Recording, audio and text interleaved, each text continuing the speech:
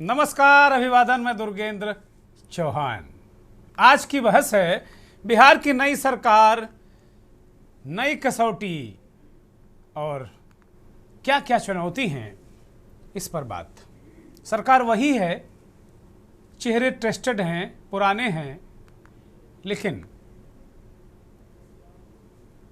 तस्वीर और चुनौतियां नई हैं। क्या बिहार की तस्वीर बदलेगी? आज का यही बड़ा सवाल। बिहार में सत्ता तो संभाल ली गई है, नीतीश कुमार 10वीं बार मुख्यमंत्री बन गए हैं, लेकिन क्या चुनौतियां पहाड़ जैसी हैं और वो पहाड़ पर चढ़ पाएंगे? क्योंकि जनता के दिमाग में सवालों का तूफान है और आज हम हर सवाल का हिसाब लेंगे। पहला सवाल, कानून व्यवस्था। क्या नई सरकार सुशासन का वादा निभा पाएगी पूरी तरीके से, या फिर अपराध के आंकड़े नींद उड़ाएंगे? दूसरा सवाल रोजगार का है। बिहार के युवाओं को नौकरी चाहिए, घोषणा नई। क्या नई सरकार के पास ठोस योजना है, या फिर पिछले वादों की तरह जो घोषणाएं हैं फाइलों में दबी रहेंगी? चुनाव से पहले किए गए वादे कैसे पूरे होंगे? और तीसरा सवाल शिक्षा व्यवस्था और स्वास्थ्य व्यवस्था का है। बिहार के स्कूलों की बदहाली, अस्पतालों में संसाधन की कमी। क्या 10वीं बार सीएम बने नीतीश कुमार इन बुनियादी मोर्चों पर कुछ नया कर पाएंगे, या फिर वही पुराना राग बजेगा? और चौथा बड़ा सवाल, दलगत राजनीति का असर। क्या गठजोड़ की जो राजनीति है बिहार के विकास को रफ्तार दे पाएगी? कौन किसके दबाव में चलेगा? सरकार कौन चलाएगा? किसके एजेंडे पर चलेगी? ये अहम सवाल है। और आज हम पूछेंगे, क्या नई सरकार नए बिहार की शुरुआत करेगी, या फिर बिहार को वादों और जुगाड़ों वाली राजनीति में धकेल दिया जाएगा?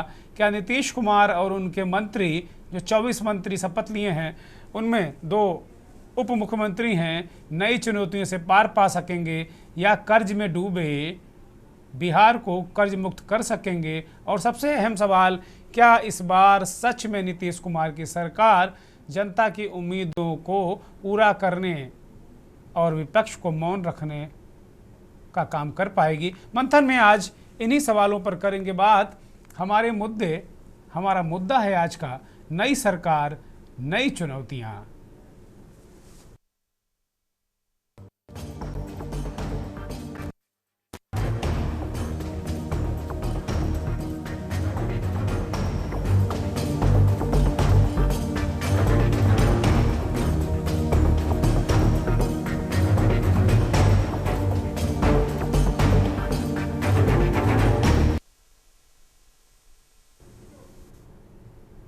नीतीश कुमार ने शपथ ली, लगातार वो 10वीं बार शपथ लेने वाले देश के से पहले राजनेता बन गए जिन्होंने लगातार 10वीं बार बिहार के मुख्यमंत्री के रूप में शपथ ली।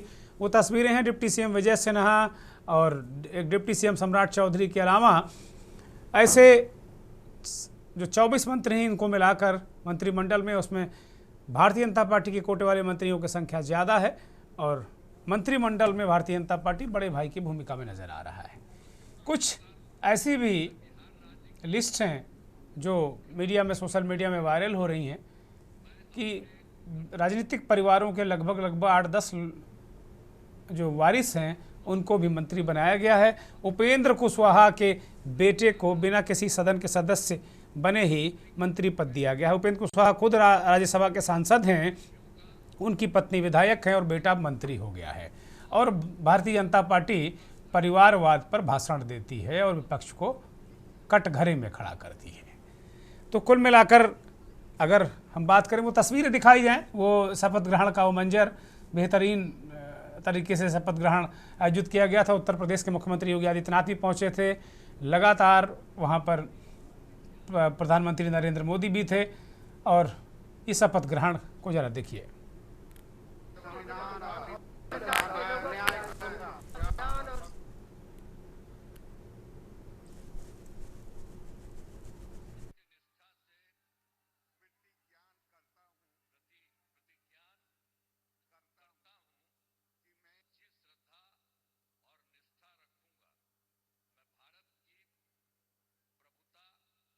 और अखंडता अक्षुण्ण रखूंगा।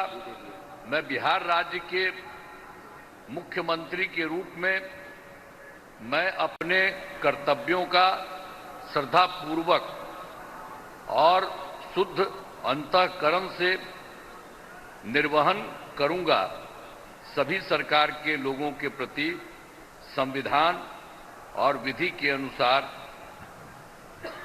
न्याय करूंगा। मैं नीतीश कुमार सत्यनिष्ठा से प्रतिज्ञान करता हूं कि जो विषय बिहार राज्य के मुख्यमंत्री के रूप में मेरे विचार के लिए लाया जाएगा अथवा मुझे ज्ञात होगा, उसे किसी व्यक्ति या व्यक्तियों को तब से ये सिवाय जबकि ऐसे मुख्यमंत्री के रूप में अनेक कर्तव्यों के सम्यक और निर्वहन के लिए ऐसा करना अपेक्षित हो, मैं प्रत्यक्ष अथवा अप्रत्यक्ष रूप से संसूचित या प्रकट नहीं करूंगा। धन्यवाद। बधाई।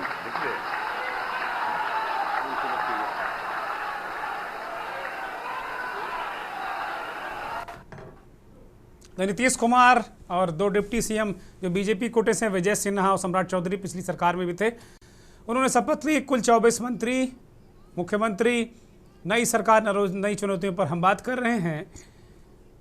प्रधानमंत्री का ये बिहारी अंदाज में गमछा लहराते हुए ये वीडियो बहुत वायरल हो रहा है। एक वीडियो और वायरल हो रहा है, नीतीश कुमार जब शपथ ग्रहण करके घर पहुंचे तो उनके बेटे का वो वीडियो दिखाया जाए, वो भी सोशल मीडिया पर खूब वायरल है, उसको लेकर खूब चर्चा है। लगातार ये कहा जा रहा है कि भाई देखिए ये सादगी है, ये बड़ा बेहतरीन वीडियो है। निशांत कुमार उनके बेटे हैं, पैर छूने की कोशिश कर रहे हैं तो वो कह रहे हैं कि नहीं पैर नहीं छूने दे रहे हैं, कह रहे हैं ठीक है भाई, सब ठीक है। और निशांत कुमार का एक बयान भी आया है कि उनके पिताजी पर जनता ने भरोसा जताया है। उन्होंने कहीं पूरे बयान में बीजेपी या कहीं प्रधानमंत्री का नाम नहीं लिया। इसको लेकर भी चर्चा है कि निशांत कुमार का ये बयान अच्छा नहीं लगा होगा उनके गठबंधन के साथियों को, लेकिन वो कह रहे हैं कि पिताजी पर बिहार की जनता ने उनके काम को तरजीह दी है, भरोसा जताया। तो इस तरीके के बहुत सारे दृश्य शपथ ग्रहण के दौरान देखा गया है। प्रधानमंत्री नरेंद्र मोदी के साथ भी एक उनका प्रधानमंत्री नरेंद्र मोदी को प्रणाम करते हुए, उनके पैरों को छूकर प्रणाम करते हुए नीतीश कुमार का एक वीडियो वो भी वायरल है। खैर अब ये नीतीश कुमार उनको नरेंद्र मोदी को बड़ा भाई मान चुके हैं, तो अब इन चीज़ों का कोई मतलब बचता नहीं है। हमारे साथ राहुल आनंद भारतीय जनता पार्टी के नेता इस कार्यक्रम में आ गए हैं, प्रवक्ता हैं। पुष्कर सिंह कांग्रेस के नेता हैं। डॉक्टर श्याम कुमार आरजेडी के प्रवक्ता हैं। राजीव रंजन वरिष्ठ पत्रकार हैं। चंदन मिश्रा साहब वरिष्ठ पत्रकार हैं। निशांत कुमार वरिष्ठ पत्रकार हैं और अमित चौधरी राजनीतिक विश्लेषक हैं। आज हम बिहार की नई सरकार और नई चुनौतियों पर बात कर रहे हैं और हमारे साथ इस देश के जाने माने अर्थशास्त्री, आर्थिक विश्लेषक और सरकार की तमाम जितनी बड़ी योजनाओं का नाम लेंगे उसमें प्रमुख भूमिका निभाने वाले प्रोफेसर डॉक्टर अमिताभ कुंडू साहब भी इस कार्यक्रम में आ चुके हैं। बहुत स्वागत डॉक्टर साहब, बहुत धन्यवाद, बहुत आभार। सभी मेहमानों का बहुत धन्यवाद, बहुत आभार। आज बिहार की बात है, नई सरकार है, नई चुनौती हैं। बहुत सारे लोग अलग अलग तरीके से बात कर रहे हैं। नीतीश कुमार को लेकर बात कर रहे हैं, कुछ लोग सरकार को लेकर बात कर रहे हैं, सरकार की ड्यूरेबिलिटी को लेकर बात कर रहे हैं। बहुत सारी बातें हैं आज मीडिया में, लेकिन हम बिल्कुल अलग तरीके से बात करने को आज तैयार हैं। और हम ये मान रहे हैं कि बिहार की सरकार का गठन हुआ, वहाँ की सम्मानित जनता ने एक फैसला दे दिया और उस फैसले के बाद अब मूल बात है कि राज्य का विकास कैसे हो, बिहार के सामने चुनौतियाँ क्या हैं, दिक्कतें क्या हैं, और जो वादे किए गए हैं, चुनावी वादे किए गए हैं, वो कितने वायबल हैं, कितने संभव हैं कि केवल ये वोट लेने के लिए ऐसी सारी चीज़ें की गई हैं। सीधे professor doctor Amitabh Kundu sir के पास जाएंगे। वो जेएनयू में डीन रह चुके हैं, इस देश के जाने माने विद्वान हैं, विश्लेषक हैं। प्रोफेसर डॉक्टर कुंडू साहब, मैं आपकी तरफ आ रहा हूँ। बिहार को लेकर ये कहा जाता है कि बिहार ने कर्ज में रिकॉर्ड बना लिया, पर कैपिटा इनकम देश में सबसे कम है, इंडस्ट्री सबसे कम है, मतलब अगर कहा जाए तो नीचे से पहले पायदान पर बिहार है राज्यों की स्थिति को देखते हुए, ऐसा कहा जाता, कहते हैं और आंकड़े भी यही करते हैं। नई सरकार और बिहार की चुनौतियां आपके दृष्टिकोण में वो क्या हैं, और जो वादे बहुत बहुत बड़े बड़े किए गए रोजगार के लिए, फैक्ट्रियों के लिए, आर्थिक स्थिति सुधारने के लिए, पर कैपिटा इनकम सुधारने के लिए, वो कितने वायबल होंगे, कितने वो हकीकत पे उतर पाएंगे, सरजमी पर कितने उतर पाएंगे, ये बड़े महत्वपूर्ण सवाल होंगे हमारे आपसे। डॉक्टर कुंडू। धन्यवाद दुर्गेंद्र जी। जी नमस्कार। मैं समझता हूं कि बिहार के ये चुनाव जिसके नतीजे अभी आए हैं, जिसके तहत मुख्यमंत्री जी ने ज्वाइन किया, वो आर्थिक प्लेन पे नहीं लड़ा गया, ये साइकोलॉजिकल प्लेन पे लड़ा गया जी। क्योंकि दोनों तरफ से जो वादे किए गए इसका कोई इकोनॉमिक आधार नहीं है, लेकिन और ये सिर्फ साइकोलॉजिकल है कि कहां तक हम वादा कर सकते हैं, कहां तक वो हमारे जो वोटर्स को कन्विंसिंग लगेगा, इसी पर सारा चुनाव लड़ा गया है जी। मैं समझता हूं कि एनडीए को थोड़ा सा रिस्ट्रेन होना चाहिए था इन वादों के जो उन्होंने किया है। मैं समझता हूं कि एक तो एक्सप्लेनेशन ये है, एक्सक्यूज ये है कि भाई तेजस्वी यादव के साथ में कॉम्पिटिटिव मोड में आ गए थे, हमने भी वादा करना शुरू कर दिया जी। लेकिन मुझे लगता है कि थोड़ी सी ज्यादा मैच्योरिटी दिखानी चाहिए थी, और मेरा ऐसा ख्याल है कि एनडीए फिर भी सरकार बनाती अगर ऐसे वादे के न करते।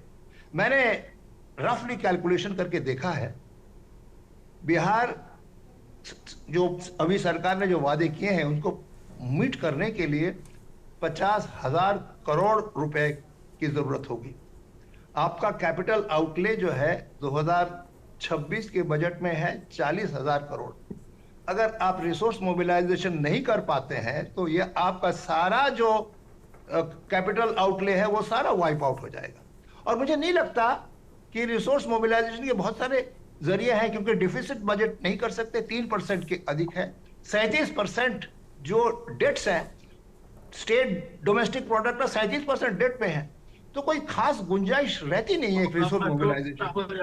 सिर्फ एक ही तरीका है मुझे लगता है, जितने वादे किए हैं उनको डिफर करते चले जाएं, थोड़ी तो डिफर करेंगे, कुछ फुलफिल करते रहें, अभी कुछ अगले साल करें, और कुछ लोग भूल भी जाएंगे 2-3 साल के बाद में। मुझे ऐसा लगता है कि ये जो वादे किए गए हैं ये रिसोर्स मोबिलाइजेशन का कोई तरीका नहीं है। अगर सेंट्रल गवर्नमेंट बहुत पूरी तरह से आ जाती है बिहार गवर्नमेंट को सपोर्ट में, और प्राइवेट सेक्टर को मोटिवेट कर पाती है सेंट्रल गवर्नमेंट के इंसेंटिव से, सेंट्रल गवर्नमेंट के जो प्रोजेक्ट्स हैं उनको बिहार में ला सकते हैं। अगर यही तरीका है, अगर नीतीश बाबू ये कर सकते हैं, तो कुछ हद तक मैं समझता हूं 50-60% तक ये वादे पूरे हो सकते हैं, अदरवाइज ये बिल्कुल असंभव है। दुर्गेंद्र जी, मैं पहले इंस्टॉलमेंट में इतना ही बोलता हूं, फिर मैं सुनने के बाद में फिर ठीक है, थैंक यू सर, बड़ी महत्वपूर्ण बातें हैं। और मेहमानों से मेरा एक अनुरोध है कि अपना माइक बंद कर दें, क्योंकि जब कोई विद्वान बोल रहा होता है, मैं इस पैनल पे आने वाले सारे व्यक्तियों को विद्वान ही मानता हूं, तो फिर अच्छा नहीं लगता है कि कोई चीज़ डिस्टर्ब हो। प्रोफेसर कुंडू बोल रहे थे, कहीं से आवाज़ें डिस्टर्ब कर रही थी जनता की, बड़ी महत्वपूर्ण, और ऐसे विद्वानों का वक्त बड़ा कीमती होता है, और जब वो बीच बीच में डिस्टर्ब होते हैं तो फिर मुझे लगता है कि जनता को उनके ज्ञान से हम दूर करते हैं। भारतीय जनता पार्टी के नेता प्रवक्ता राहुल आनंद हमारे साथ जुड़े हुए हैं।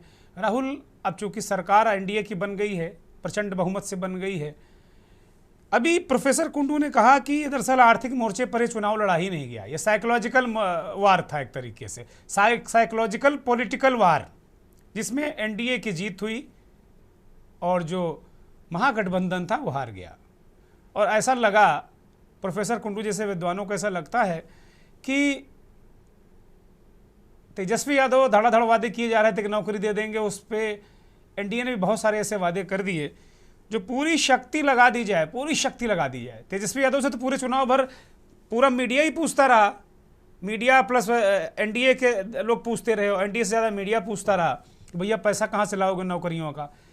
लेकिन एनडीए से अब तो सवाल बनता है, ठीक है, उस दौर में मीडिया ने भी एनडीए से उतनी बातें नहीं पूछी, उसके बहुत सारे कारण हो सकते हैं, लेकिन अब सरकार बनने के बाद तो मीडिया को भी पूछना चाहिए, विपक्ष को भी पूछना चाहिए, विद्वानों को भी पूछना चाहिए। प्रोफेसर कुंडू की बातों को अगर हम बहुत गंभीरता से हम लेते ही हैं, क्योंकि वो विद्वान व्यक्ति हैं, उन्होंने कहा कि 50 से 60% वादे ही पूरे हो सकते हैं जब एक पैर पर केंद्र सरकार और राज्य सरकार खड़ी हो जाए। संभव ही नहीं है। और बहुत सारे वादे जनता भूल जाएगी, जैसे महाराष्ट्र में कुछ कटौती कर दी कि भाई पैसे हमने कहा था देंगे, अब जाओ नहीं देंगे। तो क्या इस तरीके से अब चीज़ें चलने वाली हैं क्या? ये कैसे करेंगे इसको? राहुल चौहान साहब, मेरा नमस्कार है। आप जी नमस्कार। जो भी हमारे सम्मानित पैनलिस्ट हमारे साथ बैठे हैं उन सबको मेरा प्रणाम है, और साथ ही साथ जो दर्शक देख रही है उन लोगों का मैं अभिनंदन करता हूँ। देखिए, सबसे अहम बात यह है, आपने बहुत ही सटीक और बहुत ही अच्छा प्रश्न पूछा है और तार्किक रूप से इसका उत्तर भी देना बनता है। देखिए, नई सरकार सिर्फ वादा नहीं, फंड का स्पष्ट रोड मैप लेकर चल रही है। और जो लोग कह रहे हैं कि ये कैसे पूरा होगा, तो मैं बताना चाहूंगा कि हम 4 तरीके पे ज्यादा ध्यान देंगे। पहला है कि राजस्व बढ़ाने पे ध्यान देंगे। दूसरा, केंद्र से सहयोग बढ़ाने में केंद्र से सहयोग लेंगे। तीसरा, निवेश आएगा और बिहार के विकास को नई गति मिलेगी। इसको मैं और 5 पॉइंट में क्लियरिफाई करूंगा। सबसे पहला है राज्य सरकार की अपनी कमाई को बढ़ाकर, यानी कि राज्य सरकार की जो भी कमाई की जो पॉलिसी रही है, चाहे जमीन मकान रजिस्ट्री स्टाम्प ड्यूटी से लेकर बात कर ली जाए, नए उद्योग लगाने से लेकर टैक्स बढ़ाने तक की बात कर ली जाए, खनन परमिट लाइसेंस रोड टैक्स की आय की बात कर ली जाए, तो ये सारी चीजों को ध्यान रखा जाएगा। इसका दूसरा बिंदु है केंद्र से अधिक सहायता लाकर। देखिए, मैं आपको बताना चाहूंगा कि 2014 के पहले की अगर हम बात करें और 2014 की बाद की बात करें, तो जो परिस्थितियां थी उसमें परिवर्तन निश्चित रूप से हुए थे। पहले बिहार को एक बीमारू राज्य के रूप में देखा जाता था और उसी तहत उससे भेदभाव किया जाता था, और बिहार को लगभग 2 लाख करोड़ रुपए मिले थे। ये कांग्रेस के सारे नेता बहुत कॉलर ऊंचा कर इस बातों को कहते हैं। लेकिन भारतीय जनता पार्टी की जब सरकार आई, यानी कि एनडीए की जब सरकार आई केंद्र में, तब से लगभग 9 लाख करोड़ रुपए से ज्यादा केंद्र से मिले हैं सहायता के रूप में, जिसको विशेष पैकेज के रूप में इस्तेमाल किया जा सकता है, और इससे कर्ज भी हमारा कम होगा। यानी कि कहने का मतलब कि अगर आप कर्ज लेते हैं किसी भी कार्यों को करने के लिए और उसकी उपयोगिता अगर सही तरीके से कहते हैं, तो इसका मतलब यह है कि रिफॉर्म करके जो परफॉर्म करने की जो कैपेसिटी है, यानी कि जो तेवर जो आप दिखाते हैं अपने काम को करने के लिए, उसी क्लेवरली से आप कैसे कर्ज को चुकाते हैं, इसका रोड मैप तैयार करके भारतीय जनता पार्टी ने रखी हुई है। और तीसरा, जो बेकार की खर्च की जो बातें हम करते हैं उसको भी सरकार को ध्यान रखना होगा। यानी कि कहने का तात्पर्य मेरा यह है, मैं बड़ा खुले मन से आपके मंच पे इस बात को कहना चाहूंगा कि अनावश्यक योजनाएं जो है उनको बंद किया जा सकता है, और साथ ही साथ जो सरकारी विभाग है उसकी दक्षता को बढ़ाया जाएगा। साथ ही जो निजी निवेश की जो हम बात करते हैं, यानी कि जो प्राइवेट प्लेयर है, यानी पीपीपी मोड को की अगर हम बात करें, तो उसके अंदर हम 5 तरह का काम करेंगे। एक आईटी पार्क है, औद्योगिक क्षेत्र है, लॉजिस्टिक हब है, स्टार्टअप सपोर्ट है, और पीपीपी मॉडल पर सड़क, हॉस्पिटल और हाउसिंग को निवेश बनाया जाएगा। यानी कहने का तात्पर्य है निजी निवेश बढ़ेगा, रोजगार बढ़ेगी, और साथ ही साथ सरकार की कमाई भी आएगी। एक चीज और मैं आपको बताना चाहूंगा इसके तहत, अगर थोड़ा सा हटकर अगर हम बात करें, मुझे बस 2 मिनट का समय दीजिएगा। हम इस चीज का बिल्कुल ख्याल रखेंगे चौहान साहब, कि हम अपनी योजनाओं को क्रियान्वयन करने में किसी चीजों को महंगाई की तरफ ना ले जाएं। यानी कि जो कर्नाटका में हुआ था उस संदर्भ को भारतीय जनता पार्टी कभी नहीं रिपीट करेगी, ये मैं आपके चैनल के माध्यम से आश्वासन देता हूं। कर्ज विकास का हिस्सा है, बोझ नहीं है, अगर उसका सही उपयोग किया जाए तो। दूसरी बात, कर्ज बढ़ा, लेकिन उससे ज्यादा बिहार में इंफ्रास्ट्रक्चर खड़ा किया गया है। यानी कि हाईवे की बात होनी चाहिए, मेडिकल कॉलेजेस की बात होनी चाहिए, किसी सड़कें की बात होनी चाहिए, बिजली नेटवर्क की बात होनी चाहिए, और शहरी विकास। राहुल आनंद, उपलब्धियां छोड़ दो, चुनाव खत्म हो गया है, अब चुनाव के मोड से बाहर निकल आओ और हकीकत में आ जाओ। अब उपलब्धियां छोड़ दो कि आपने क्या किया। अब चुनौती है जो आपने वादे किए हैं चुनाव के दौरान जनता से, लंबा चौड़ा जो आपने घोषणा पत्र रखा है, उस पर बात हो रही है। अब पुराने आपने क्या किया, बहुत अच्छा किया, इसीलिए सरकार आपकी आ गई। बहुत अच्छा किया, 202 सीटें इसीलिए तो आई ना कि अच्छा काम किया। अब और करिए आगे, वो कैसे करेंगे? प्रोफेसर कुंडू कह रहे हैं कि ये साइकोलॉजिकल तरीके से चुनाव लड़ा गया, आर्थिक मोर्चे पर चुनाव लड़ा नहीं गया। और आपने कहा सारे विधि आपने बताई, अगर हम शुद्ध भाषा में, यूपी बिहार की भाषा में कह रहे हैं कि खोपड़ी के बल खड़े हो जाए तब भी 50-60% ही पूरी कर पाएंगे। राहुल आनंद, कि जब 2005 में हमें जब सरकार मिली थी, तो उस समय बिहार की क्या स्थिति थी, आज बिहार को कहां लाकर खड़ा कर दिया। देखिए, आपकी इच्छा शक्ति के निर्भर करता है कि आपको जीत कैसे हासिल करनी है। और ये जो रोड मैप जो तय किया गया है, मैं अक्सर चीजों को बता रहा हूं, आपके चैनल के माध्यम से भी कहना चाहूंगा कि जब हम अपने महाभारत के संदर्भ को लेते हैं, तो भगवान कृष्ण को सब चीज पता था कि क्या होने वाला है, लेकिन फिर भी उन्होंने अर्जुन को बताया कि कर्म तुम्हारा है। ठीक उसी प्रकार जो हमारा कर्म है वो हम करेंगे।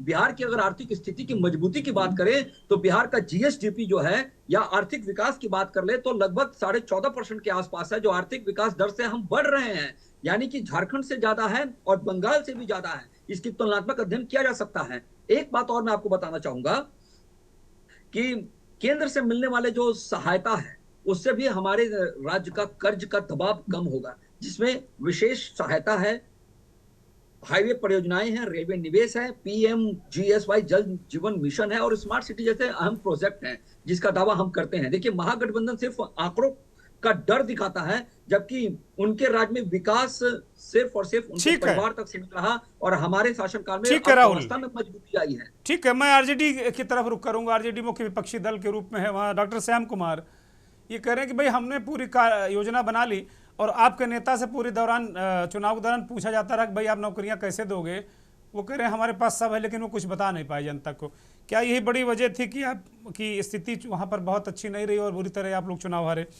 दूसरी बात, जो ये तर्क दे रहे हैं उनको आप कितना मजबूत मानते हैं? इन तर्कों के जरिए बिहार का विकास कैसे होगा? आरोप प्रत्यारोप से उबर जाइए आप भी और ये भी।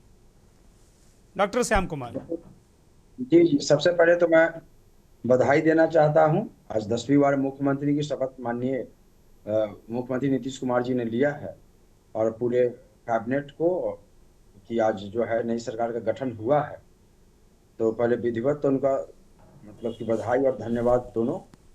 लेकिन एक बात जरूर यहाँ जोड़ना चाहते हैं, तो खैर समय बताएगा। जो खाका और नक्शा ये पेश कर रहे हैं, ये तो तकरीबन ये फार्मूला 20 वर्षों से है बिहार में। आज कोई पहली सरकार होती और खाका नक्शा बनाती, कोई विजन का रोड मैप होती तो समझ में आती। हमारे मित्र एक बात बता रहे थे, बीजेपी के मित्र हमारे साथी बता रहे थे कि परिवारवाद की बात कर रहे थे, तो ये बात टीवी डिबेट में बोलने के लिए ठीक है, आप बोलने के लिए स्वतंत्र है। लेकिन अगर आप लिस्ट निकाल लेते या जो आज ही का लिस्ट निकाल लेते, जो शपथ ग्रहण समारोह हुआ है, मैं पूरे पार्टी की बात नहीं कर रहा हूँ, जो एनडीए, जेडीयू, लोजपा, हम या आरएलएम की बात कीजिए, तो इसमें परिवारवाद की, तो ये सब चीज को मुझे लगता है बीजेपी के मित्रों को कहूंगा कि चुनाव में रैली में भाषण देने के लिए ठीक है, चैनल पर जनता सुन रही है, तो परिवारवादी पार्टी कैबिनेट आज गठन हुआ है, तो आप लोग जो अब इस पर आज वो दिन नहीं है बोलने का, इसलिए ज्यादा इस पर मैं बोलना नहीं चाहूंगा।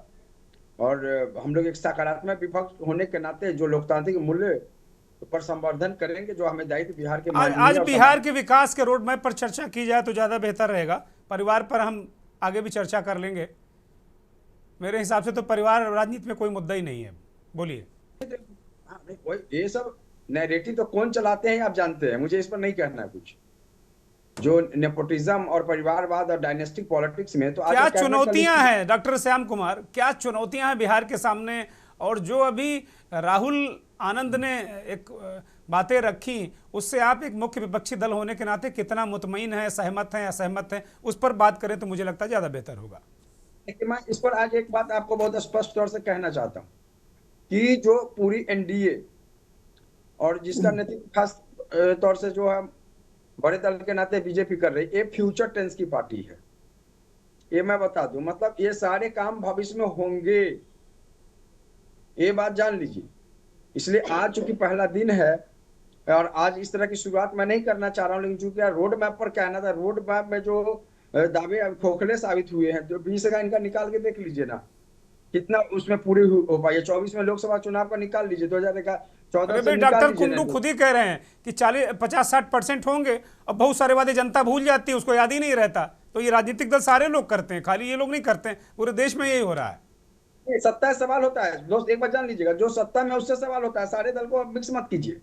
जो पार्टी इन पावर उससे सवाल होगा, कौन पार्टी। बाबू श्याम कुमार जी, अगर आप लोगों के जो विपक्षी दलों की सरकारें और भी जगह है ना, तो वहां भी सब घाले मेल चलता है ना कि वो सड़क या उसके घोषणा पत्र के पोस्टर लगा के आप लोग काम कराते हैं। ऐसा तो नहीं होता है?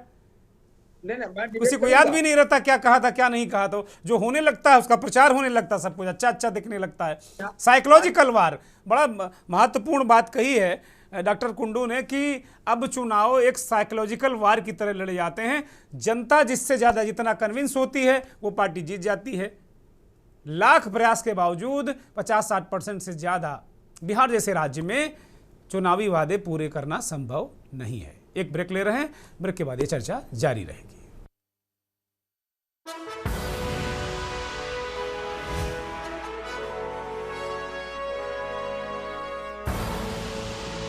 देख रहे हैं के न्यूज, खबरों का।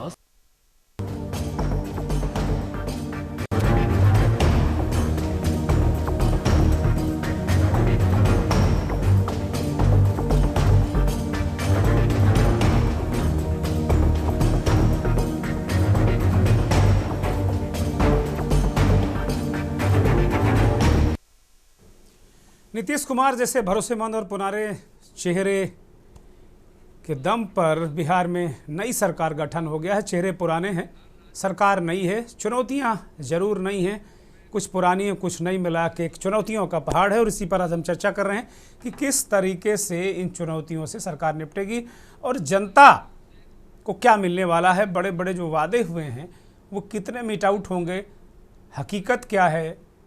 मुंगेर बिहार में ही है, मुंगेरी लाल के हसीन सपने साबित होंगे, ये ज़मीन पर उतरेंगे। हमारे साथ मेहमानों का पैनल लगातार जुड़ा हुआ है। वरिष्ठ पत्रकार चंदन मिश्रा की तरफ रुख करेंगे, बहुत ही तजुर्बेकार पत्रकार विश्लेषक हैं चंदन साहब। चंदन जी, क्या चुनौतियां मानते हैं नीतीश कुमार की सरकार के सामने सबसे बड़ी?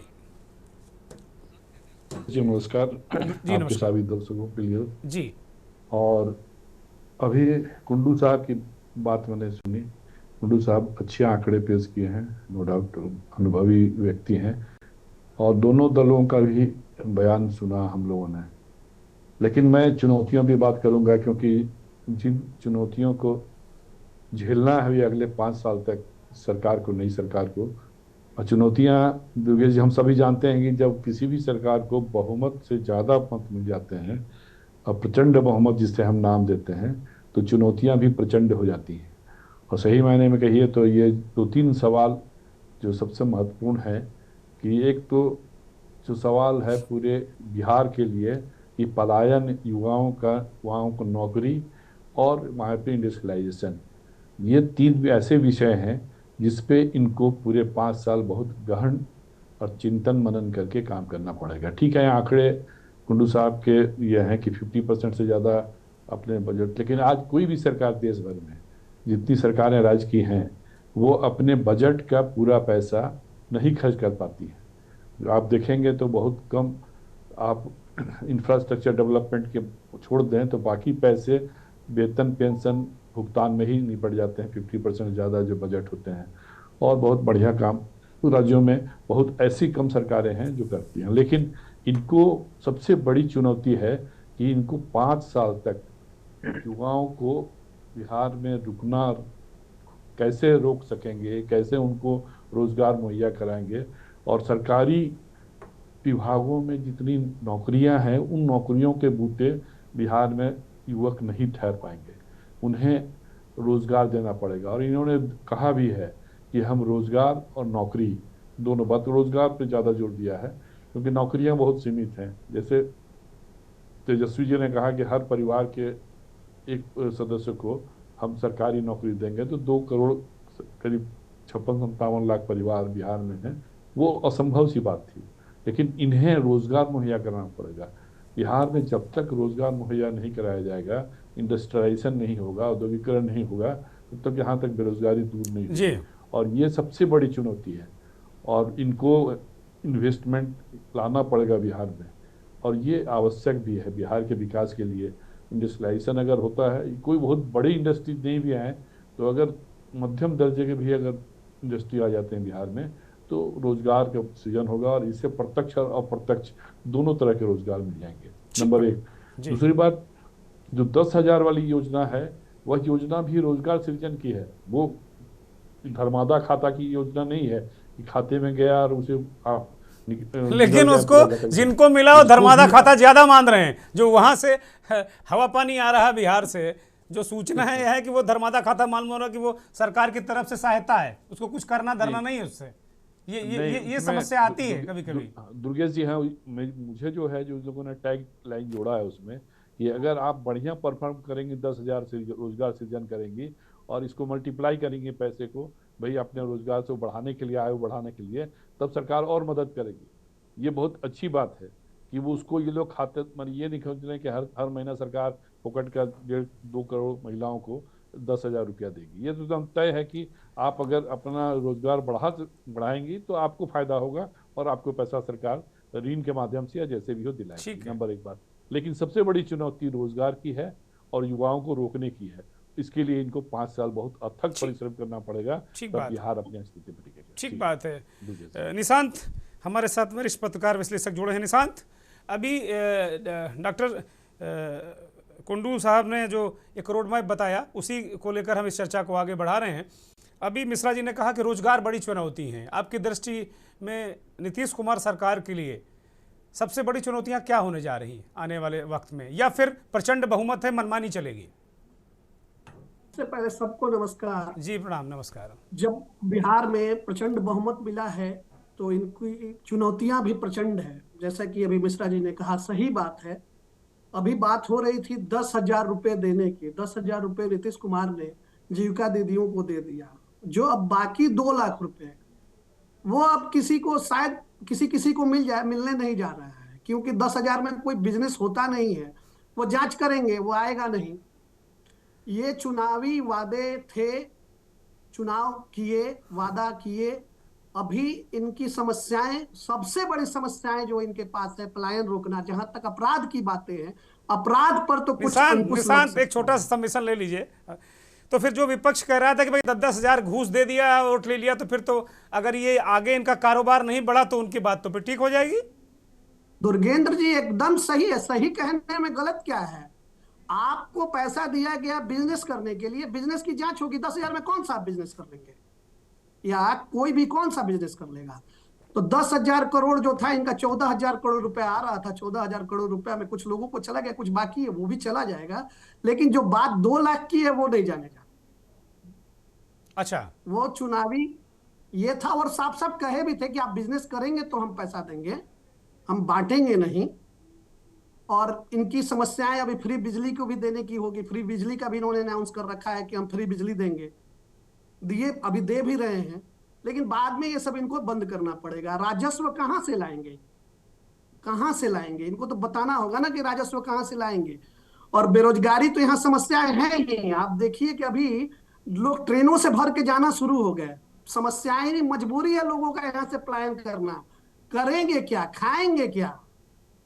एक परिवार में बहुत सी समस्याएं हैं। स्वास्थ्य व्यवस्थाएं वैसी ही लचर हैं। कहीं शक नहीं है कि 2 दशकों में नीतीश बाबू सुशासन बाबू के नाम से जाने जा रहे हैं, लेकिन इस बार उनकी समस्याएं बहुत ज्यादा हो रही है, बहुत ज्यादा होनी है। और ऐसा होगी। क्यों आप कह रहे हैं निशांत? इससे ऐसा क्यों कह रहे हैं उन्हें- इस बार ज्यादा समस्याएं होंगी? इस बार प्रचंड बहुमत मिला है। जब हम आपको वोट दिए हैं और आप जो जो कहे हैं, हम तो आपसे उससे मांगेंगे ना। हम यानी जनता मांगेगी ना आपसे।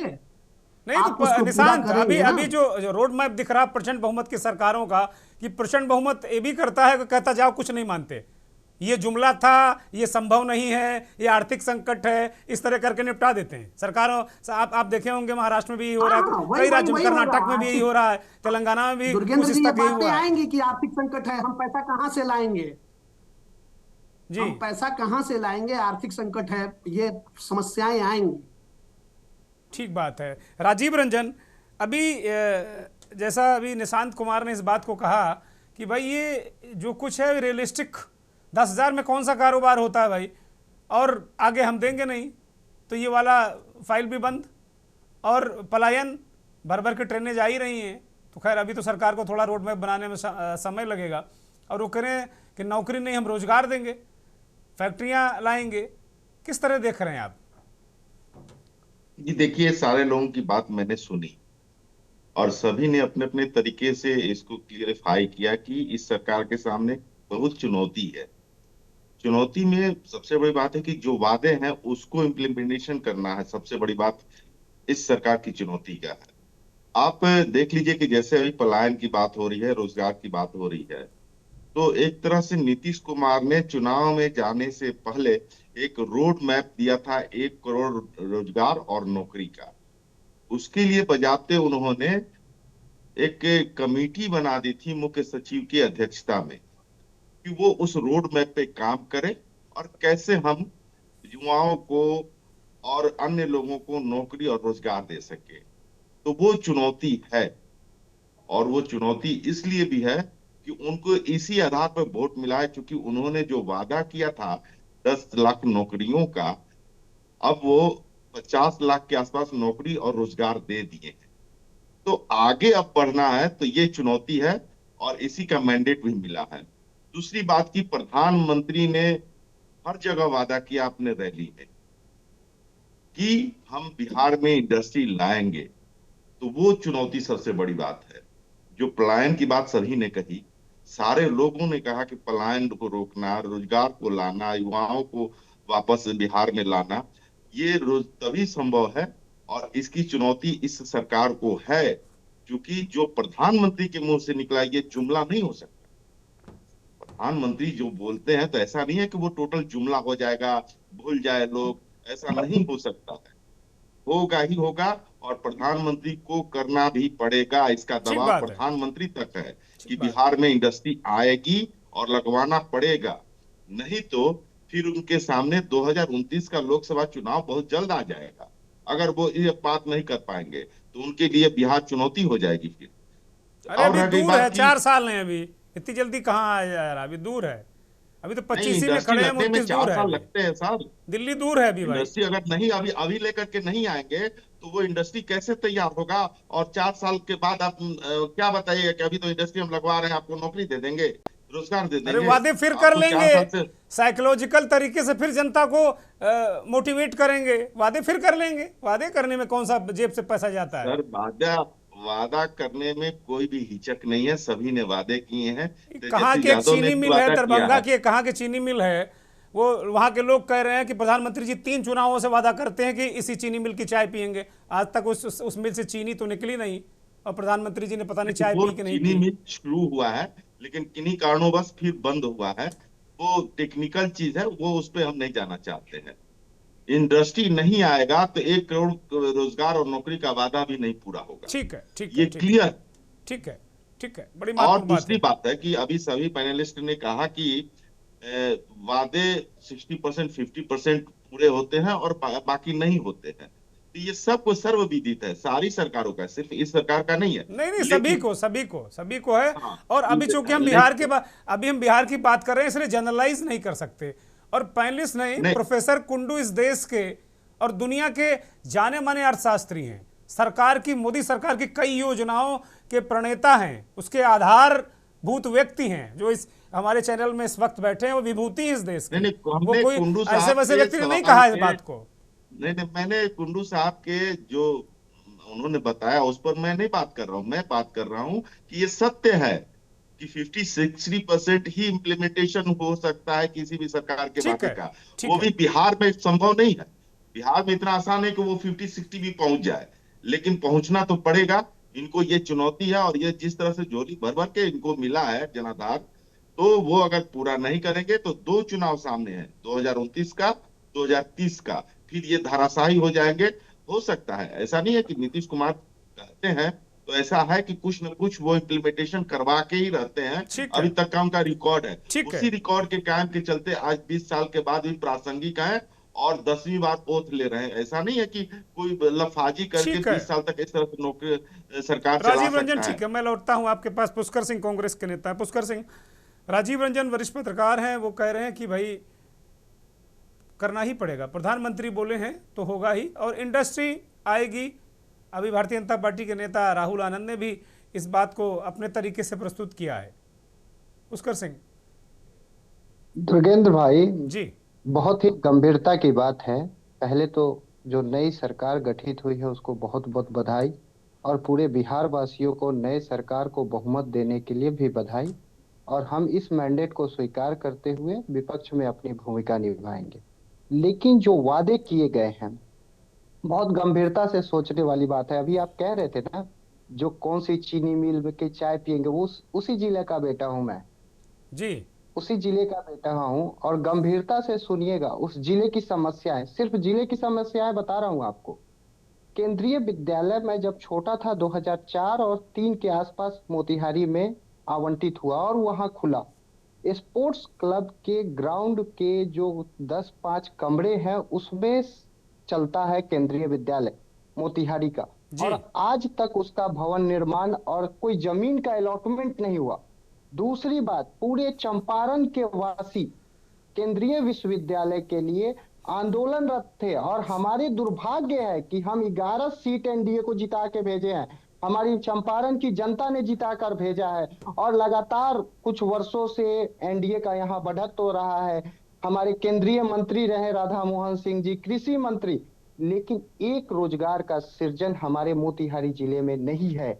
और आपको बता दूं, बहुत ही गंभीरता से सुनिएगा इस बात को, हमारे केंद्रीय विद्यालय का आज तक कोई भी एक भवन बना नहीं है। केंद्रीय विश्वविद्यालय हमारे रेंट पर चलता है मोतिहारी जिले का। और हमारे कृषि मंत्री मोतिहारी के चाणक्य राधा मोहन सिंह जी का जिला है, गर्व से कहते हैं भाजपाई, बुरा नहीं ये, और गंभीरता से सुनिएगा, मैं किसी गांव से भी बिलोंग करता हूं और मैं बिहार के लमसम सभी। राधा मोहन बाबू तो अंतर ध्यान हो गए, चुनाव में कहीं दिखे नहीं पुष्कर जी मैं बता रहा हूं। राधा मोहन बाबू हमको लगता है बनवास पे भेज दिए गए हैं क्या वो? नहीं, स्वास्थ्य कारणों से जो हवाला दिया गया उनकी तरफ से कि स्वास्थ्य कारणों से वो चुनाव में एक्टिव नहीं हो पाए, ठीक है। तो भैया मेरे वो चुनाव में क्यों बीजेपी वालों एक्टिव रहेंगे जब चुनाव आयोग ही उनके पक्ष में कार्य कर रहा था, जब चुनाव बीच आचार संहिता में 10,000 रुपए हमारी माताओं को मिल रहा था, तो क्यों राधा मोहन सिंह और बीजेपी के नेता हमारी तरह सड़कों पे संघर्ष करेंगे? और बहुत ही अभी दुर्गेंद्र भाई, मैं मुद्दे से नहीं भटकता हूं, पहले बिंदुवार यहाँ की समस्याएं बताता हूं और विकास पे उस पे चर्चा करना चाहता हूं कि मैं जो सरकार गठन हुई है उनसे चाहूंगा कि ये विकास हो। यहाँ पे कोई मैं पक्ष और विपक्ष की बातें नहीं, बिहार का बेटा होने के नाते मैं अपनी बिंदुओं को कहूंगा। बिहार में सबसे ज्यादा जरूरी शिक्षा की व्यवस्था सुधारना है। आप किसी भी सरकारी स्कूल में, दुर्गेंद्र भाई आप पत्रकार हैं, आपके रिपोर्टर होंगे बिहार में, आप किसी भी सरकारी स्कूल की वस्तु स्थिति पता कर लीजिए। शिक्षा की व्यवस्था बहुत ही जरूरी है। और शिक्षा व्यवस्था, ये प्राइमरी स्कूल की बात नहीं कर रहा हूं, प्राइमरी से लेके हायर एजुकेशन तक की बात कर रहा हूं। हमारे यहाँ जो सेशन है हायर एजुकेशन का, वो इतना 6-6 साल सेशन पीछे चलता है। बहुत ही गंभीरता से कर रहा हूं, एक बच्चा जिसको बीए करना है उसको 6 साल लग जाते हैं बीए करने में, तो वो एमए कब करेगा, पीएचडी कब करेगा, ये भगवान भरोसे है भाई साहब। कितने साल लग जाएंगे उसको पढ़ाई कंप्लीट करने में, तो उसको रोजगार कहां से मिलेगा, क्योंकि उम्र सीमा उसकी पार कर जाती है।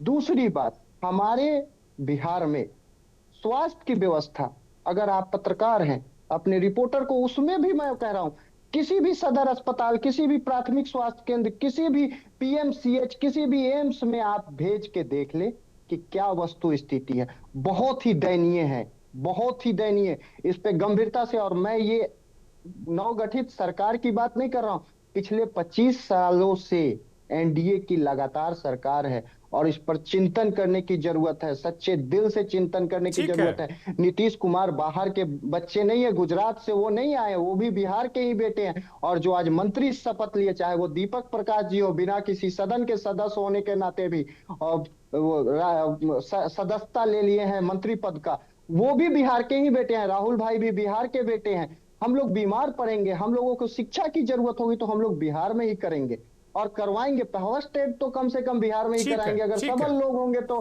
चार्टर्ड प्लेन से कहीं चले जाए। ठीक बात है। तीसरी बहुत ही मुद्दे की बात है, ये बिहार में 16% बेरोजगारी दर है।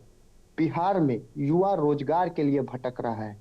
बिहार में पलायन की स्थिति दर पतर बदतर होती जा रही है। और बिहार में कोई भी रोजगार, मैं आपको दुर्गेंद्र भाई अगर कहिएगा तो 1000 रुपए के स्टाम्प पे लिख के जा रहा हूं। नरेंद्र मोदी आए थे, जिस तरह 1.25 लाख करोड़ रुपए दे के गए, 1 लाख करोड़ दे दूं, 2 लाख करोड़ दे दूं, 3 लाख करोड़ दे दूं, 4 लाख करोड़ दे दूं, चलो 1.25 लाख करोड़ मैं बिहार को दिया। उसी तरह दुर्गेंद्र भाई, बिहार में एक इंडस्ट्री नहीं लगेगा। एक इंडस्ट्री लगा हुआ है एथेनॉल कंपनी का, भाजपा के ही नेता है अजय सिंह जी, आरा के साइड उनका घर है। उनकी कंपनी एक अनुमानित 100 लीटर एथेनॉल बनाती है, लेकिन भारत सरकार ने उनकी कंपनी को कर्ज लेके उन्होंने यहाँ एस्टैब्लिश किया है। आप इस बात पे मतलब क्या कहते हैं, विश्लेषण कर लीजिएगा। और उनको ऑर्डर मिला है 50% का, उनका ईएमआई है, उनके स्टाफ के सैलरी है, तो उनका कोई आउटपुट नहीं। तो इंडस्ट्री यहाँ क्यों लगेगी? मोतिहारी का चीनी मिल क्यों लगेगा जब जमीन ही बिक चुकी है? जब हम आवंटित ही नहीं करेंगे तो केंद्रीय विद्यालय का भवन क्यों बनेगा? ठीक है। मोतिहारी में नहीं, मोतिहारी में बनेगा, जानते हैं क्या? चरखा पार्क, क्योंकि उसमें महा घोटाला होगा, महा घोटाला। बिहार में क्या बनेगा? सड़क, क्योंकि 5 साल में फिर से उसको रिपेयर करने के बाद फिर से आवंटन होगा और हमें कमीशन मिलेगा। ठीक है पुष्कर, मैं आऊंगा अमित चौधरी की तरफ जाता हूं। अमित चौधरी, अभी पुष्कर ने बता दिया, मोतिहारी के मिल का भी मसला बता दिया, बहुत सारी चीजें बता दी। सबसे जो कोर चुनौती क्या देख रहे हैं, क्योंकि बहुमत जब प्रचंड होता है तो चुनौतियां प्रचंड होती हैं, इस पैनल में ज्यादातर लोगों ने इस बात को कहा है। अमित चौधरी।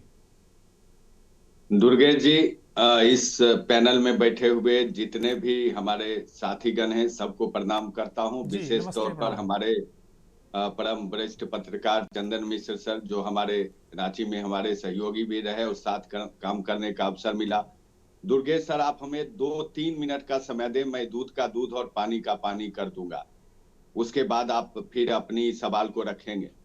दुर्गेश सर, बिहार का ऐसा कोई जिला नहीं होगा जिसमें आप सुबह भ्रमण करें और उस जिले में सैकड़ों की संख्या में बैठे हुए शिक्षक या नर्स भारी तादाद में गुजरते नहीं होंगे। एक पहली बात है। दूसरी बात कि आज आप आसपास के जितने भी पड़ोसी राज्य हैं, आप उस राज्य की सूची निकाल लें। यदि किसी भी राज्य में शिक्षक की भर्ती, नर्स की भर्ती यदि नीतीश कुमार से ज्यादा की गई हो तो आप जो भी कहें, कोई ऐसा विभाग नहीं है दुर्गेश जी जिस विभाग के संदर्भ में नीतीश कुमार ने नहीं सोचा है। आज बिहार का ऐसा माहौल है, 10 लाख बच्चियां सुबह अपने घर से जाती हैं और यहाँ साइकोलॉजिकल वार की स्थिति नजर आती है।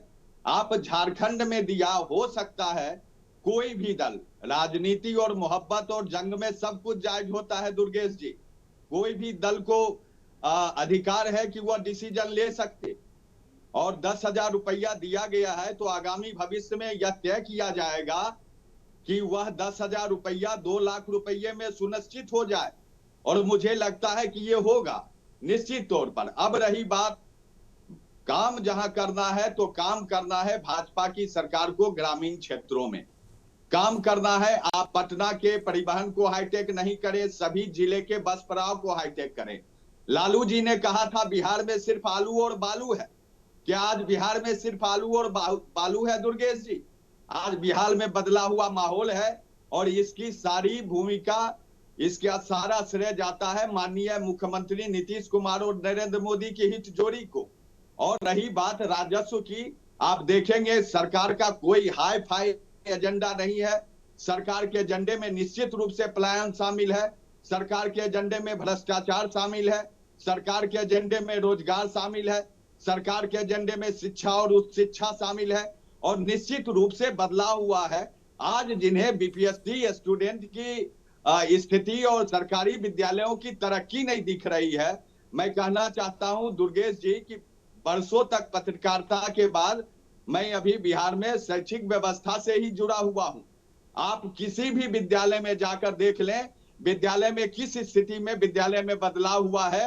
बच्चे को एफएलएन किट के साथ पढ़ाया जाता है, बच्चे को टीएलएम के साथ मास्टर क्लासरूम बने हैं, और वो व्यक्ति नेत्रहीन होगा जिसे बिहार में तरक्की नहीं दिख रहा होगा। ठीक बात है। चंदन जी मुस्कुरा रहे हैं। चंदन जी भी आपकी बात से सहमत हैं। हमारे गुरुदेव हैं, वो हमारे गुरुदेव हैं, मुस्कुराएंगे और उनका आशीर्वाद हमें चाहिए भी। और सबसे बड़ी बात है कि बदलाव होना चाहिए, बदलाव होना चाहिए ग्रामीण अर्थव्यवस्था। भाजपा के मित्र को मैं एक चीज कहना चाहूंगा, ना उधो से लेना ना माधो का देना। भाई यूपी में पेट्रोल का दाम बहुत सस्ता है, बिहार में क्यों महंगा है? आप ये बात बताएं। बिहार के किसान सिंचाई के क्षेत्र में काम करते हैं, उन्हें डीजल सब्सिडी के रूप में मिलना चाहिए। आपको बेसिक बिहार की जो स्थिति है उसको सुधारने के लिए काम करना होगा। बिहार के जितने उद्योग बंद पड़े हैं आप सबको चिन्हित कीजिए दुर्गेश जी, और उसको खोलने के लिए आप 6 महीना में ग्रास रूट पे तैयारी कीजिए और एक रोड मैप बनाइए। निश्चित रूप से बिहार में बदलाव होगा। बड़ी महत्वपूर्ण बातें आपने रखी हैं, बहुत महत्वपूर्ण बातें रखी हैं। एक प्लान बनाना पड़ेगा, तभी काम करना पड़ेगा। छोटे छोटे 2 रिएक्शन मैं आरजेडी के, ठीक है, आरजेडी के नेता से एक छोटा सा रिएक्शन। अभी राजनीतिक विश्लेषक अमित चौधरी कह रहे हैं कि ये विकास इतना हुआ है, शिक्षा व्यवस्था में बदलाव हुआ है, और जिसको नहीं दिख रहा हो नेत्रहीन ही होगा। फिर नहीं, अब देखिए वो स्वतंत्र है बात रखने के लिए, मैं इस पर उन पर ज्यादा कोई बयान नहीं देना चाहता हूँ। एक बात उनको मैं बता देना चाहता हूँ कि जो शिक्षा व्यवस्था की ये बात कर रहे हैं ना, तो वहाँ पर कॉलेज और यूनिवर्सिटी में जाके इनको घूमना चाहिए। वहाँ पर जो टीचर है उनसे कितना नॉन टीचिंग का काम लिया जाता है, वहाँ कितनी भर्तियां हुई हैं, अगर उसका डेटा हमारे भाई निकाल लेते। आप देखिए हर आदमी स्वतंत्र अपनी बात रखने के लिए, जो पढ़ाई लिखाई का माहौल वहाँ पर यूनिवर्सिटी और कॉलेजेस में बनी पड़ी है, तो थोड़ा देखिए ना क्या स्थिति है, सेशन लेट क्यों है वहाँ, मतलब छात्र क्यों नहीं अभी जा पा अभी रहे हैं, अभी पुष्कर ने कहा कि अगर आप 6 साल में ग्रेजुएशन हो रहा तो बताइए फिर क्या ही होगा, फिर क्या ही कहें उसमें। कोई ऐसा विश्वविद्यालय नहीं है दुर्गेश जी जहां 6 वर्षों में कोर्स को पूरा कर जाता है। आप एक विश्वविद्यालय का उदाहरण दे दें। ठीक है, बताओ भाई पुष्कर सिंह, उदाहरण जी। दीजिए। वो चुनौती दे रहे हैं कि आप लोग सब झूठ फैलाते रहते हैं। बोलिए पुष्कर सिंह जी। जी आप शिक्षा जगत से जुड़े हुए हैं, जी, बिल्कुल, आप जहाँ भी रहते हैं दुर्गेश भाई से, आप दुर्गेंद्र भाई से आप मेरा नंबर ले लें, ठीक है। और शिक्षा जगत पे डिबेट नहीं, मैं आपको साक्ष्य और प्रमाण दूंगा। मैं आपको चुनौती दे रहा नहीं, एक मिनट, अब मैंने आपकी बातों को नहीं काटा। नहीं, एक विश्वविद्यालय नहीं, आने के मगध विश्वविद्यालय, पटना विश्वविद्यालय, बिहार की सरकारी स्कूलों की व्यवस्थाएं आपको दिखा दूंगा। आप क्या कह रहे हैं, प्रिंसिपल तो खिचड़ी बनवाने में व्यस्त करवा देते हैं आप लोग। आप प्रिंसिपल को SIR के लिए मुद्दे पे लगा देते हैं, आप टीचरों को BLO बना के रोडों पे घुमाते हैं। क्या बच्चा पढ़ेगा और क्या बच्चा खाएगा और क्या खाएगा? क्या मिड डे मील प्रधानमंत्री नरेंद्र मोदी के कार्यकाल में चालू किया गया दुर्गेश जी? भाई साहब मिड डे मील अब ये बात नहीं, ये बात ही नहीं कि किसका कार्यकाल में शुरू किया गया। अब हम मनमोहन सिंह और नेहरू जी को नहीं पकड़ने जाएंगे। नेहरू को मनमोहन सिंह को नहीं पकड़ेंगे कि अच्छा था कि बुरा था। भाई मिड डे मील मिल रहा बच्चों को, अच्छी बात है। मूल मुद्दा है कि जो बात वो कह रहे हैं, जो बात आपने कही किसी यूनिवर्सिटी में सेशन लेट नहीं है, पुष्कर कह रहे हैं कि 10 यूनिवर्सिटी बता देंगे वो मोटिवेट होके जाता है खाने। उच्च शिक्षा के क्षेत्र में सुधार होना चाहिए, लेकिन शिक्षा व्यवस्था में कमियां इतना हैं। हृदय विदारक स्थिति नहीं है जिस हृदय विदारक स्थिति को माननीय दुर्गेश जी। ठीक है निशांत, क्षेत्र में सुधार होना अब एक न्यूट्रल व्यक्ति के पास हम जा रहे हैं। निशांत बोलिए।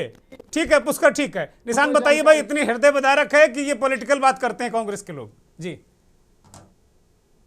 अब इतना तो हृदय विदारक नहीं है, सुधार तो हुआ है, विकास हुआ है, ऐसा नहीं है। लेकिन जो अभी बोल रहे थे कि एकदम नहीं हो रहा है, ऐसा थोड़ा ही है कि पढ़ाई नहीं हो रहा है, स्कूल में टीचर नहीं आ रहे हैं। बिल्कुल, हाँ, इसमें सुधार की अभी बहुत ज्यादा आवश्यकता है। अच्छा चंदन जी। दुर्गेंद्र जी कुछ मुझे भी बोलने का मौका मिलेगा? हाँ मैं आ रहा हूँ आपके पास, मैं आ रहा हूँ, एकदम मैं सर आ रहा हूँ मैं आपके पास जी। चंदन जी बोलिए जल्दी से, फिर मैं कंक्लूड करूँ। हाँ, मैंने कहा दुर्गेश जी कि ये सब जितने पैनलिस्ट हैं सभी मोर और लेस सबकी बात एक ही है। अब जैसे राजनीतिक बयान तो अलग होते हैं कि भाई एकदम कुछ नहीं हुआ, लेकिन ऐसा नहीं है। अब बिहार में चेंजेस हुए हैं और हम लोग भी लगातार बिहार झारखंड को नज़दीक से देखा, भोग रहे हैं, भोगा भी, और चीज़ें बदली हैं। और मुझे लगता है कि एक अच्छी बात होती है जब किसी सरकार को पूर्ण बहुमत और प्रचंड बहुमत मिलता है तो सरकार उसे चुनौती के रूप में लेती है और अच्छा काम करेगी। मुझे लगता है कि पॉजिटिविटी, एक पेसिमिस्टिक अप्रोच हम सब लोगों को अपनाना चाहिए और इसका लाभ राज्य की जनता को मिलेगा। वहाँ रोजगार सृजन राजीव रंजन बोलिए, बस थोड़ा सा समय, बस जरा सा राजीव रंजन जी। देखिए सुधार की बात तो इस मामले में आता है कि 202 ऐसे ही नहीं आ गया, कोई लफाजी से नहीं आया। सुधार से नहीं होता तो नहीं आता, विकास नहीं होता तो नहीं आता, ये अलग बात है। सबको अपना अपना चश्मा है देखने का और देखना भी चाहिए। लेकिन कमोबेश स्थिति यही है कि बिहार में बदलाव की जरूरत है, बहुत सारे बदलाव की और विकास की जरूरत है। और सबसे बड़ी बात है कि रोजगार, नौकरी और कारखाना, ये सबसे बड़ी चुनौती है इस सरकार के लिए। इस पर ध्यान देना ही होगा, नहीं तो इनके लिए आगे का रास्ता बहुत ही मुश्किल हो जाएगा। ठीक है प्रोफेसर कुंडू कंक्लूड करिए। नीतीश की नई सरकार, नीतीश तो बहुत पुराने हैं, सरकार नहीं है, चुनौतियां नहीं हैं, और जो मैंडेट साइज बहुत बड़ा है, 2005 के बाद 10 के बाद सबसे बड़ा बहुमत है, क्या सलाह देंगे नीतीश कुमार को? Professor Kundu final comment. Durgendra ji, मैं समझता हूं कि सारे पैनलिस्ट में, वो सीनियर जर्नलिस्ट हो या राजनीतिक दलों का प्रतिनिधित्व करते हो, इस बात पे सहमति है कि सबसे बड़ी चुनौती, सबसे मेजर मुद्दा जो है बिहार के लिए रोजगार का है, पलायन को रोकने का है। और सरकार के अगर ये जो संकल्प पत्र को देखें, आप देखेंगे इसमें वेलफेयरिज्म है, थोड़ी सी पॉपुलिस्ट मेजर है, लेकिन डेवलपमेंट का ओरिएंटेशन निश्चित रूप से है। रोजगार बढ़ाने का, स्किल डेवलपमेंट की बात कही गई है। अभी राहुल जी ने कहा, हम हमें बताना है कि किस तरह से यह संभव है, और मैं समझता हूं कि हमें उनके सुझाव देनी चाहिए। राहुल जी ने कहा कि जो अनावश्यक योजनाएं हैं उनको हम कम करेंगे। अगर ये बात समझते हैं वो, तो वो करें। और मैं समझता हूं कुछ कुछ अनावश्यक योजनाएं जो वादा में रखी गई है, उनको कोई बताने में हिचकिचाहट नहीं होनी चाहिए, उनको या तो पोस्टपोन करें, क्योंकि उन चीजों को अगर आप फुलफिल करने जाएंगे तो आपका कैपिटल एक्सपेंडिचर कम हो जाएगा। दूसरी बात, टैक्स रेवेन्यू बढ़ाने की बात है। अगर आपका टैक्स रेवेन्यू बढ़ाएंगे, आप कहते हैं बेरोजगारी, सॉरी, आपने महंगाई उसको भी रोकना है, तो ये थोड़ा मुश्किल सा लगता है। डेफिसिट बजट आप कर नहीं सकते, क्योंकि 3% बहुत हाई लेवल पर है। आप बोरोइंग्स नहीं कर सकते, क्योंकि 37% आपका जो स्टेट डोमेस्टिक प्रोडक्ट है वो लोन्स पे है। तो रिसोर्स मोबिलाइजेशन थोड़ा मुश्किल रहेगा, लेकिन ये सही है, बहुत बड़ी चुनौती है और प्रधानमंत्री इसमें इन्वॉल्व है। मैं समझता हूं कि नीतीश जी कोशिश करें कि केंद्रीय सरकार से पैसे लेके आए और मेजर प्रोजेक्ट जो केंद्रीय सरकार के हैं उनको बिहार की तरफ लाएं। और सबसे बड़ी बात यह है कि प्राइवेट सेक्टर इन्वेस्टमेंट बिहार में बहुत कम है, उसको फैसिलिटेट करने के लिए केंद्रीय सरकार की मदद चाहिए। ये भी एक बहुत बहुत बड़ा चुनौती है, और मुझे लगता है नीतीश जी अपने क्राफ्टमैनशिप से सफल हो सकते हैं, पैसे ला सकते हैं। आखिरी बात मैं कहना चाहूंगा, थोड़ा प्रोवोकेटिव सजेशन है। बिहार ने ये अल्कोहल बैन की पॉलिसी रखी हुई है। हमने देखा जब बैन हुआ था तो 4000 करोड़ रफली, अगर आप उसका नुकसान हुआ, हमारी जो टोटल बजट जो टैक्स रेवेन्यू जो मोबिलाइज होता था वो 2% कम हो गया, 7 से 5% हो गया। ये निश्चित रूप से एक प्रॉब्लम है। एक रफ प्रोजेक्शन क्या है हमारे मित्र ने, गोविंद जी, वो बताते हैं कि अगर आप रेट ऑफ ग्रोथ को देखें तो ये 5000 करोड़ जो है वो करीब 20000 करोड़ हो सकता है, उसी रेट पे जो रेट पे हम एक्साइज लगा रहे थे अल्कोहल पे। लेकिन बहुत सारे स्टेट्स हैं जो 50% लगाते थे, अभी 102% लगा रहे, 200% लगा रहे। अगर उसमें थोड़ी सी बढ़ोतरी की जाए तो 30,000 करोड़ तक, सिर्फ इससे प्रोहिबिशन को अगर हटा के आप करें तो संभव है। मैं समझता हूं प्रोहिबिशन सक्सेसफुल नहीं है, हर गली में मिलता है, और गरीब तबका जो है वो गलत ढंग के अल्कोहल ले रहा है, उसमें मौतें भी हो रही हैं और वो रिपोर्ट भी नहीं कर सकते क्योंकि भाई इलीगल शराब ले रहे हैं। मुझे लगता है नीतीश जी को थोड़ा सा रियलिस्टिक होकर सोचना पड़ेगा कि रिसोर्स मोबिलाइजेशन तो है, क्योंकि आपकी प्रोहिबिशन पॉलिसी सक्सेसफुल नहीं हो पा रही है और गरीब तबका सफर कर रहा है, इस पर रिकंसिडरेशन करना बहुत जरूरी समझता हूँ। बहुत बहुत शुक्रिया, बहुत बहुत शुक्रिया, बहुत बहुत धन्यवाद कुंडू सर, सभी मेहमानों का बहुत धन्यवाद, बहुत आभार। प्रोफेसर कुंडू ने बहुत रियलिस्टिक बात कही कि अगर इस इतने सारे वादे जमीन पर उतारना है तो नीतीश कुमार को खास तौर पर शराबबंदी पर एक बार पुनर्विचार करना होगा। वो कह रहे हैं कि लगभग 30,000 करोड़ रुपया अगर हम एक्साइज से ले सकते हैं तो विकास के काम में आ सकता है। इनलीगल जो लिकर वहाँ बिक ही रहा है अभी और मौतें हो रही हैं, उससे भी हम बच सकते हैं। तो एक स्ट्रक्चर, एक अर्थशास्त्री का जो दृष्टिकोण है उन्होंने ये रखा है। लेकिन फिर अगर शराबबंदी खोलेंगे तो महिलाओं का समर्थन, बहुत सारी चीज़ें हैं, लेकिन चुनौतियाँ अपार हैं। नई सरकार है, मेरी शुभकामनाएं नीतीश कुमार को, पूरे मंत्रिमंडल को और बिहार को। नमस्कार।